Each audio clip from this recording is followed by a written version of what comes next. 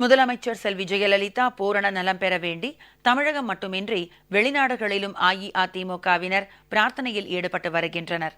தூத்துக்குடி மாவட்ட அஇஅதிமுக சார்பில் பிரம்மசக்தி அம்மன் கோயிலில் சிறப்பு பூஜை நடைபெற்றது. இதில் கழக நிர்வாகிகள் ஏராளமானோர் கலந்து கொண்டனர்.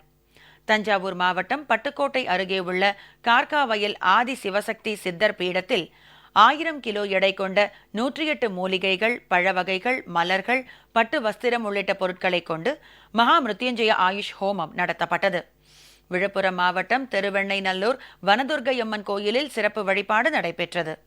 பின்னர் அம்மனுக்கு பால், தயிர், தேன், இளநீர், பன்னீர், சந்தனம், மஞ்சள் ஆகிய பொருட்களை கொண்டு சிறப்பு அபிஷேகம் செய்யப்பட்டு தீபாராதனை நடைபெற்றது.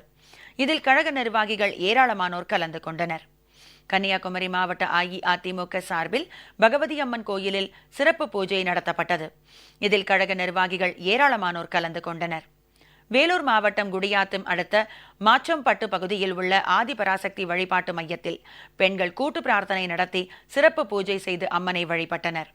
கழக நிர்வாகிகள் ஏராளமானோர் கலந்து கொண்டனர். நெல்லை மாவட்டம் பாளையங்கோட்டை சமாதானபுரத்தில் உள்ள பரலோக் அக்கினி கூடார சபையில் சிறப்பு பிரார்த்தனை நடைபெற்றது. இதில் கழக நிர்வாகிகள் ஏராளமானோர் கலந்து கொண்டனர்.